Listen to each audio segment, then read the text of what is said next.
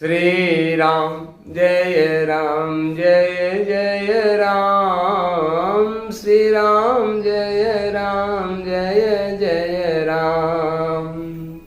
प्रिय मित्रों, हम सब श्री रामचरितमानस सत्संग के इस नियमित प्रवाह में गोता लगा रहे हैं। हमको उम्मीद है कि यह सत्संग का प्रवाह निर्मल झरना आप सबको अच्छा लग रहा होगा। प्रतिदिन आप इसमें नियमित गोता लगा रहे हैं। तो आइए आज के इस नियमित सत्संग में हम लोग प्रवेश करते हैं।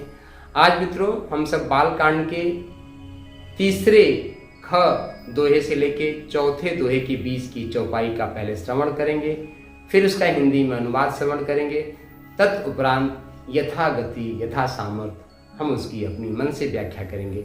हमें उम्मीद है कि आपको सबको पसंद आएगा। मित्रों, यह वीडियो यदि आपको यह सीरीज पसंद आ रहा है तो आप इस चैनल को लाइक करें, अधिक से अधिक शेयर करें, सब्सक्राइब करें और बेल आइकॉन जरूर दबाएं ताकि आपको नोटिफिकेशन मिलता रहे। तो आइए प्रारंभ करते हैं आज हम सब लोग अपने चौथे दिन के सत्संग को।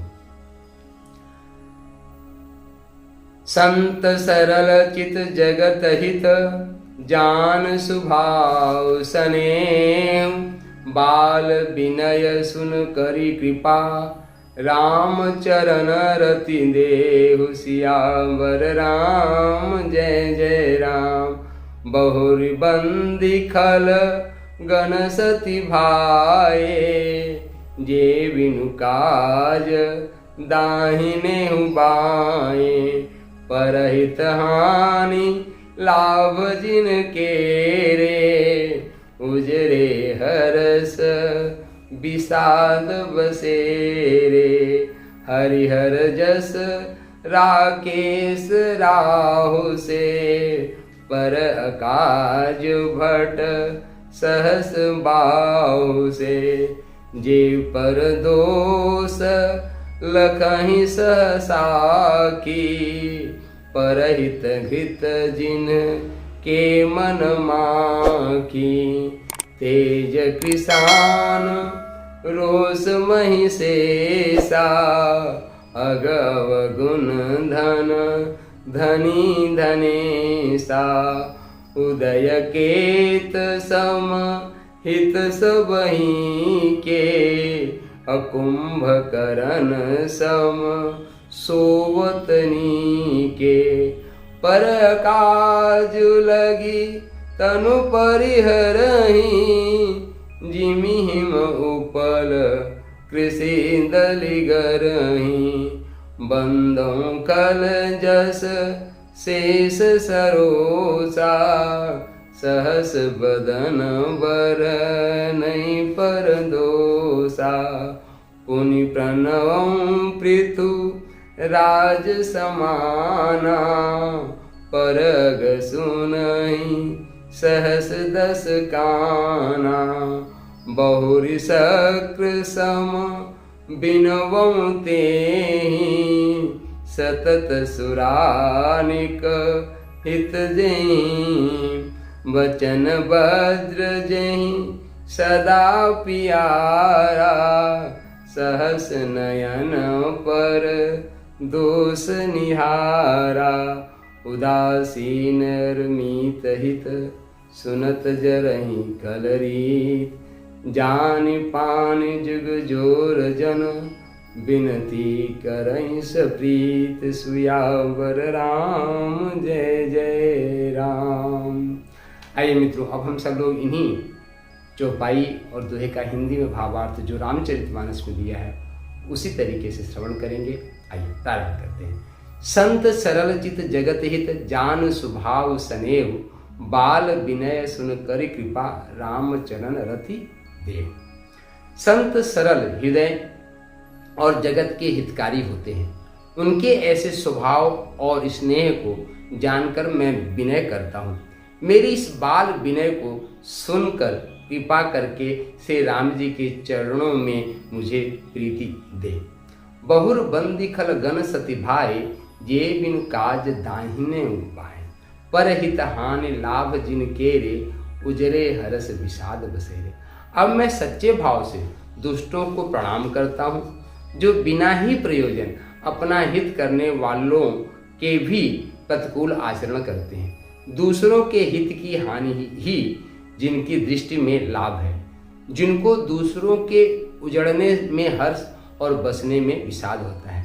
हरिहर जस राकेश राव से, पर अकाज भट सहस भाव से। जे पर दोष लखई सख साखी, और परहित घृत जिनके मन माखी। जो हरि और हर के यश रूपी पूर्णिमा के चंद्रमा के लिए राहु के समान है। अर्थात जहाँ कहीं भगवान विष्णु या शंकर के यश का वर्णन होता है, उसी में वे बाधा देते हैं और दूसरों की बुराई करने में सहस्त्रबाहु के समान वीर हैं, और दूसरों के दोषों को हजार आंखों से देखते हैं, और दूसरों के हित रूपी घी के लिए जिनका मन मक्खी के समान है। अर्थात जिस प्रकार मक्खी घी में गिरकर उसे खराब कर देती है और स्वयं भी मर जाती है, उसी प्रकार दुष्ट लोग दूसरों के बने बनाए काम को अपनी हानि करके भी बिगाड़ देते हैं।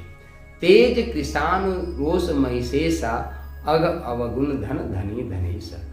उदय केत सम हित सबही के, कुंभकर्ण सम सोवत नीति। जो तेज दूसरों को जलाने वाले ताप में अग्नि और क्रोध में यमराज के समान है, पाप और अवगुण रूपी धन में कुबेर के समान धनी है, जिनकी बढ़ती सभी के हित का नाश करने के लिए केतु पुच्छल तारे के समान है, और जिनके कुंभकर्ण की तरह सोते रहने में भी भलाई है। पर अकाज लग तनु पर हरहि, जिमि हिम उपल कृषि दली गरहि। बंदौ खल जस शेष सरोसा, सहस बदन बरनौ परदोसा। जैसे ओले खेती का नाश करके आप भी गल जाते हैं, वैसे ही वे दूसरों का काम बिगाड़ने के लिए अपने शरीर तक छोड़ देते हैं। मैं दुष्टों को हजार मुख वाले शेष जी के समान समझकर प्रणाम करता हूँ, जो पराये दोषों का हजार मुख से बड़े रोष के साथ वर्णन करते हैं। पुनि प्रणव पृथ्वीराज समान, पर अग सुनई सहस दस काना। बहुर शक्र सम बिनवो तेहि, संतद सुरानिक हित जेहि। पुण्य उनको राजा पृथु, जिन्होंने भगवान का यश सुनने के लिए 10,000 कान मांगे थे, उनके समान जानकर प्रणाम करता हूँ, जो 10,000 कानों से दूसरों के पापों को सुनते हैं। फिर इंद्र के समान मानकर उनकी विनय करता हूँ, जिनको सुरा मदिरा नीकी और हितकारी मालूम देती है। इंद्र के लिए भी सुरा नीक अर्थात देवताओं की सेना हितकारी है। वचन वज्र जहि सदा पियारा, सहस नयन पर दोष निहारा। जिनको कठोर वचन रूपी वज्र सदा प्यारा लगता है, जो हजार आंखों से दूसरों के दोष को देखते हैं। उदासीन अरमीत हित, सुनत जरहि खलरीत। और जान पान जुग जोरिजन, विनती करें सपीत। दुष्टों की यह रीति है कि वे उदासीन, शत्रु अथवा मित्र किसी का भी हित सुनकर जलते हैं। यह जानकर दोनों हाथ जोड़कर यह जन प्रेम पूर्वक उनसे विनय करता है। मित्रों, ये आपने सुंदर सी व्याख्या जो रामचरितमानस में दी है, सुना है। अब यथामति यथा सामर्थ्य यह दास इन्हीं चौपाइयों की टीका, इसमें से सार गर्भित बातें जो आपको के लिए उपयोगी हैं, आपको अच्छी लगेंगी, उनको हम करने का प्रयास करें। मित्रों, अभी तक संत शिरोमणि गोस्वामी तुलसीदास जी ने संतों के चरणों की महिमा कही कि संतों का चरण, संतों का सत्संग हमारे जीवन में यदि प्राप्त हो जाए तो हम कौवे से कोयल बन जाते हैं, बगुले से हंस बन जाते हैं। पर गोस्वामी तुलसीदास जी ने यहाँ पे सबको क्रम से प्रणाम किया मित्रों, और क्रम से प्रणाम करते समय उन्होंने दुष्टों को भी प्रणाम ही किया है तरीके से। क्यों? क्योंकि समाज में वो भी है, समाज के हिस्सा है, और समाज में संत वही होता है मित्रों जो सबको साथ लेके चलता है, सब में समन्वय स्थापित करता है, उसी को संत कहते हैं। संत मित्रों कभी भी समाज में विघटन उत्पन्न नहीं करता। संत की ये भी गुण है कि संत कभी भी समाज में विघटन उत्पन्न नहीं करता।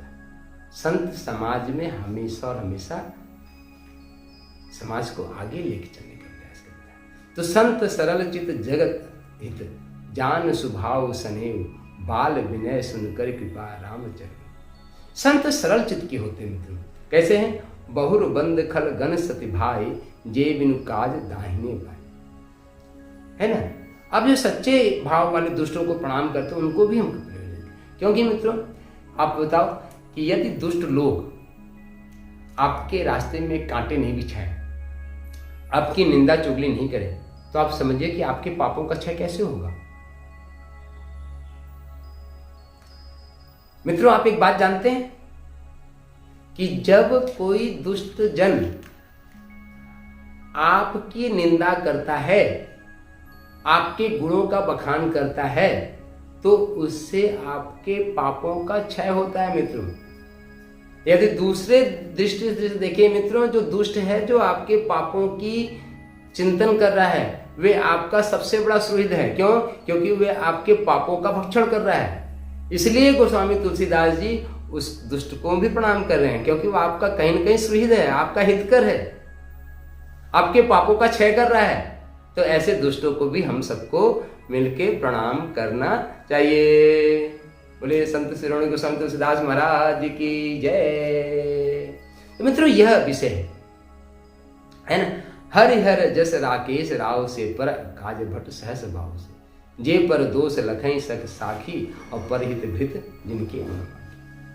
मित्रों दुष्टों की अपनी एक प्रवृत्ति होती है, वो मन की एक नकारात्मक प्रवृत्ति है। उनको घृत भी दिखता है, तो घृत तो बहुत ही सुंदर होता है मित्रों, उसमें सुगंध आती है। पर मक्खी का क्या गुण होता है? यहाँ पे गोस्वामी तुलसीदास जी कहते हैं कि मक्खी क्या है कि मक्खी, चूंकि घृत क्या होता है मित्रों? घृत प्रेम का स्नेह, संस्कृत में घृत को स्नेह कहते हैं मित्रों। स्नेह प्रेम, प्रेम का एक परिभाषा होती है मित्रों। प्रेम अपनी ओर आकर्षित करता है, आकर्षण करता है, आकर्षित करता है। तो वैसे घृत भी आकर्षित करता है, और मक्खी रूपी जो दुष्ट हैं वे उस पर जाते तो हैं, क्योंकि बड़ा सरल हृदय होता है, पर वे जाते हैं, पर उनसे वह प्रेम बर्दाश्त तो नहीं होता, उसको चखने के लिए जाते हैं, और उसी के उस पर पंख में घृत लग जाता है और वो मर जाते हैं। तो खुद तो जीवन को गंवा दिया, खुद समय को गंवा दिया, पर अपना प्राण भी गंवा दिया, और साथ साथ ये सुंदर घृत को भी बर्बाद कर दिया।